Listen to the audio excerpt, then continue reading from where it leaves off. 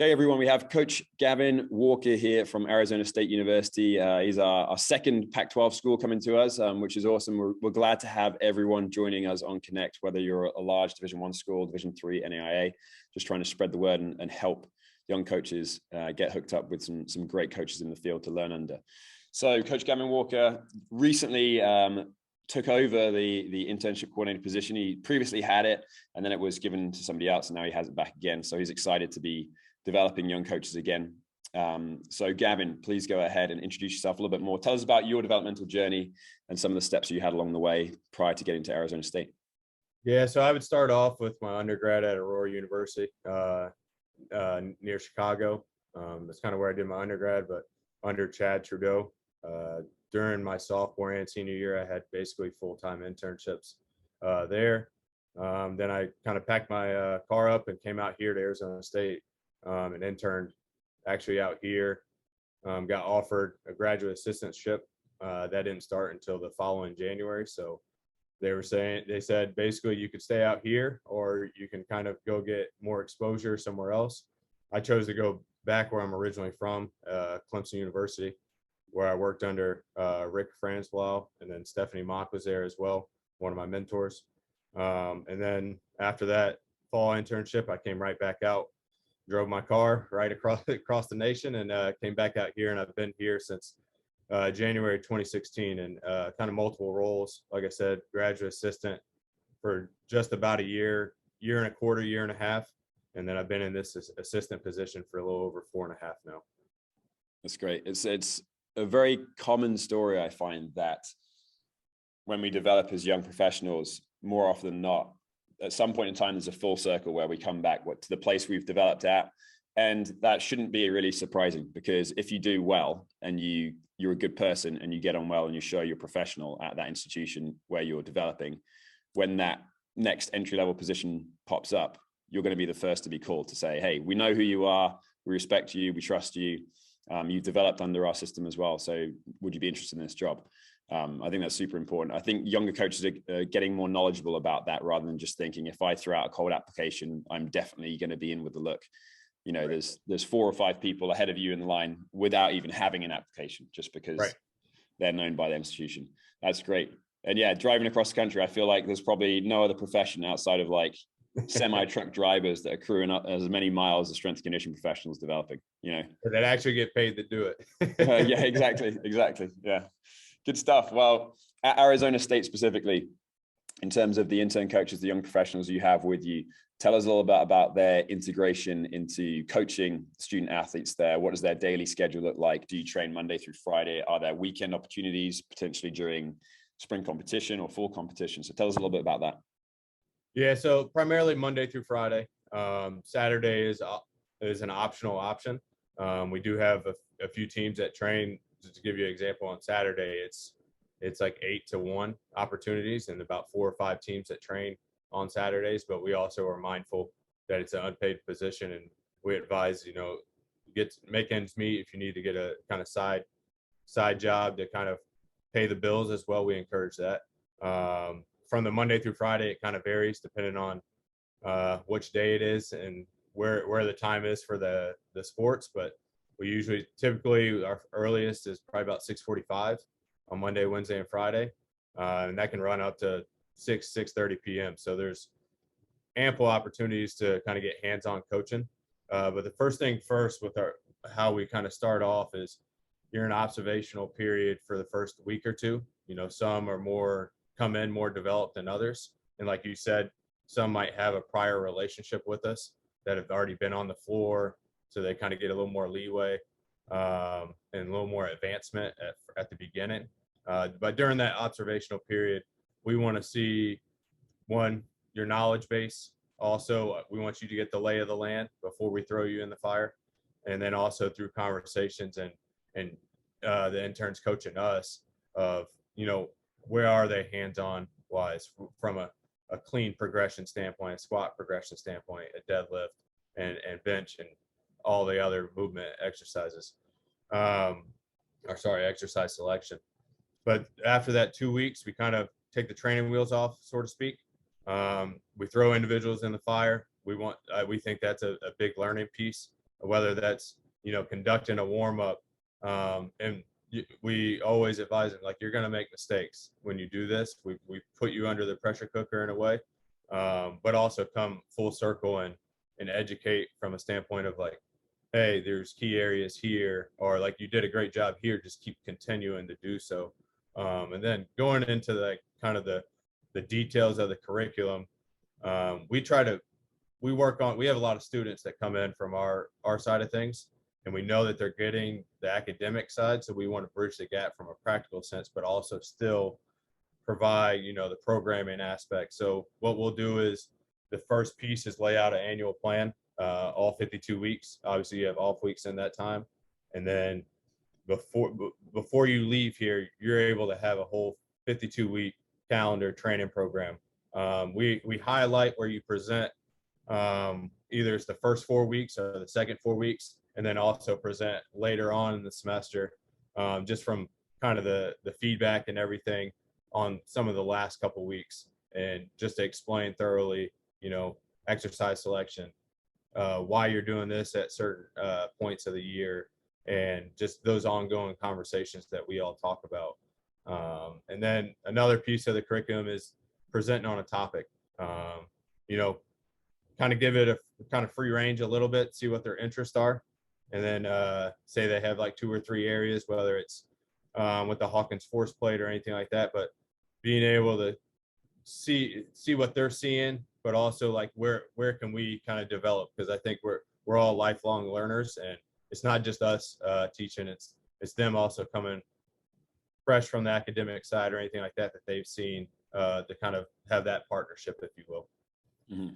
Yeah, it's excellent. Yeah, I like the term you use, like bridging the gap, because we often we kind of have to understand, like you say, where they're coming in at and their knowledge base, but also understand that unfortunately sometimes in a lot of these XFIS, movement science, kinesis programs, what's being taught is a little antiquated. It's not like really at the leading edge, or it's very heavily theory based or academic science research based, and the practicalities of that wear away as soon as you have a group of 40 individuals in front of you in a room that maybe can't accommodate 40 individuals, so I think, yeah, bridging the gap is really, really important. And I like what you said about the 52-week program. It's a staple of many internship programs to have their young coaches start programming.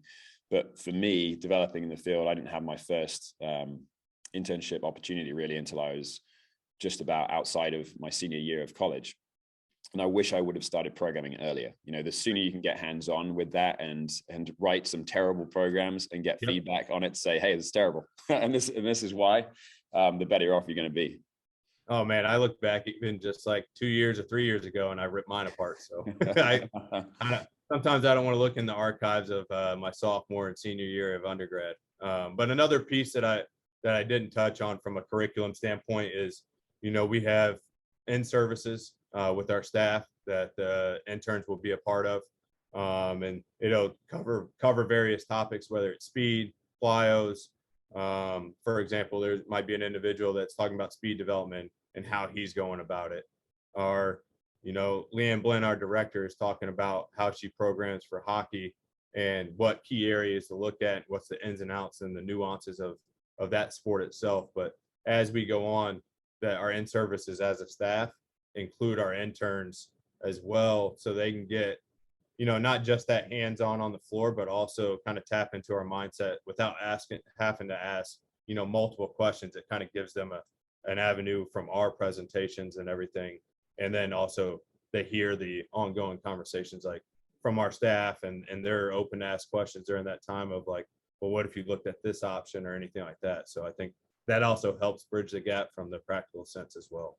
Absolutely. Yeah. Looping in younger coaches into potentially higher level thinking conversations, I think is a great way to pull them along. And it might be, a lot of the stuff might be over their heads from the developmental perspective they're at the moment, but at least it gives them a bit of a glimpse of like how fast things are developing in what is a young profession of strength conditioning. It's incredible to see even what's happened over the last 5-10 years in terms of where we've been and how we're moving forward in the profession. So adding value to these young coaches, our goal is to help them move on, right? And to stay in the field and continue to develop and be impactful. So can you tell us about potentially one of your former intern coaches who did well with you? What were they like when they were with you? And what do you think set them up to be successful to move on into the field? Yeah, one individual that comes to mind is Reggie Blader. He's actually still in the Phoenix area. He has now decided to kind of climb the ladder in the high school setting. So he's kind of creeping in that realm and just volunteering over in there. Just as we know, you still got to climb the ladders, even if he jumps down from Arizona State to the high school ranks, and dabbling in a little bit of the kind of the sport coaching side. And kind of what sticks out for him is he did 2 stints with us. He was a student here. He did it when he was kind of the same track as I did as a sophomore, got a little bit of experience, went elsewhere to get more experience, and then came back as a senior. And the biggest thing is, like, he has the quality to be a lifelong learner. He's absorbent. He's open to kind of all feedback and different philosophy or principles, whatever word you want to use in that sense. And then just like I said, open to criticism and being able to be available when needed as well. But he's very eager to learn, like I said, and then just a hardworking individual. That's great. Yeah, it's really nice when you have those young coaches who come in with some prior knowledge and they have a developing philosophy, but they're still malleable, and they're, like you say, they're open to some criticisms. They're open to maybe running into a philosophy that goes completely against what they've learned previously from somewhere else. And those individuals that can see that and appreciate that and say, it may not be what I've learned to this point, but I can understand the perspective of that philosophy. And maybe that causes them to do a 180-degree turn. Right. Or maybe it's just a slight shift of them to understand things in a slightly different way. But that's really cool to see. And I love the amount of high school roles that are coming up now, and to see some really astute professionals move into the high school ranks gives me great confidence as a collegiate professional, and kind of has me rubbing my hands together, because we know that more and more entry level and freshman students are going to come to us in a great spot in terms of movement proficiency. Absolutely. And then I just give praise to those individuals, because one, like you said, they come in with a way better foundation, but also two, in their developmental years, they create great habits as well. Mm-hmm, absolutely.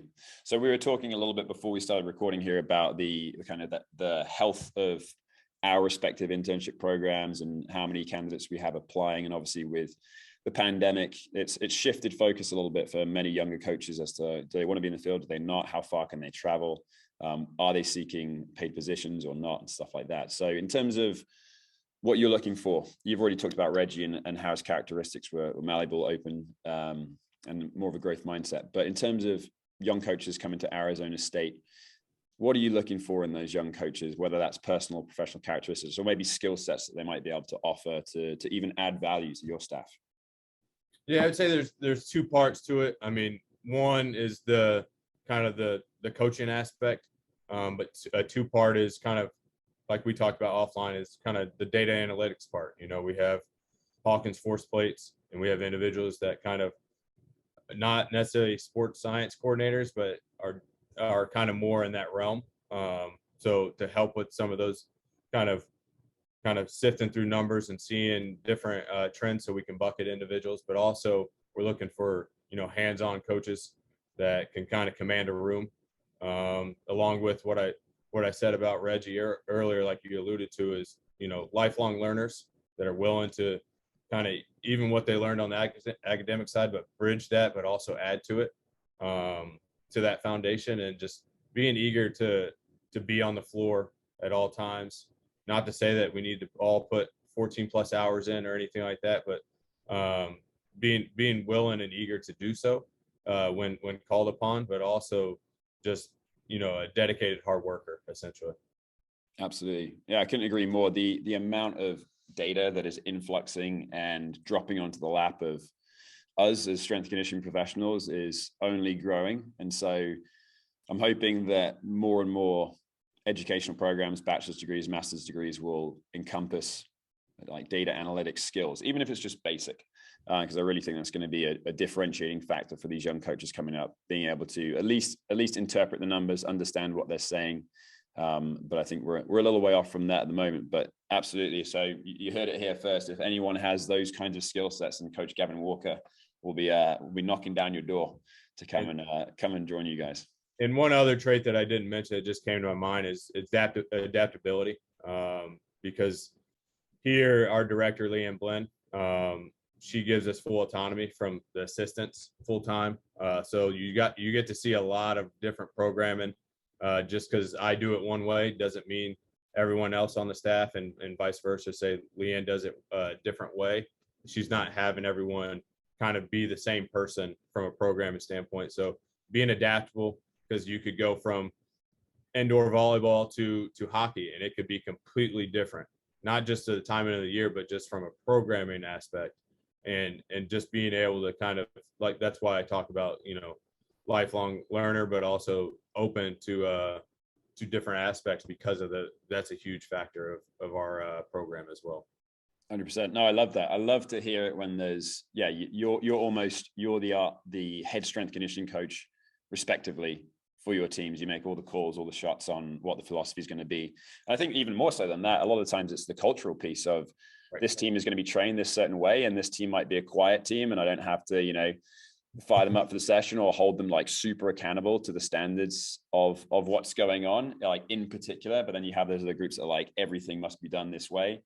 And I'm still the same coach, I still hold the same philosophies, but the cultural piece that often comes from the head sport coach might be different. And I think as a young professional, I remember looking back being like, well, they're doing it that way and they're doing it that way. Like, why is that? But it takes a little bit of time to start to understand that you're a piece of a larger framework, and you have to be able to mold and mesh your framework within the context of that specific program, rather than treating everyone exactly the same necessarily. Right. Absolutely. Awesome. Well, Coach, couldn't thank you enough for your time this morning. Really hope that this is going to be a great platform for you guys, and hope that you'll attract more and more candidates to what is a great university in a great city. Being fortunate to visit Arizona a couple of times, and it's an awesome gig out there. Obviously, it's a melting pot of many different universities and high performance facilities. So a great place in which to develop and also spend time potentially outside of the internship program at ASU, going to other places and interacting with other coaches as well. So thanks so much. We will get this up on your page as soon as possible, and hopefully send some good coaches your way. Yeah. And once again, we appreciate you providing this platform. I think it's awesome. I think you're bridging. We've been talking about academic side to the practice side, but I think you're bridging a gap from kind of what you've seen as a gap of, getting interns, but also developing them. And there is an area that needs to improve, and I think this platform is that. Awesome. Well, thanks so much for your time, and we'll connect again pretty soon. All right. Thank you. All right.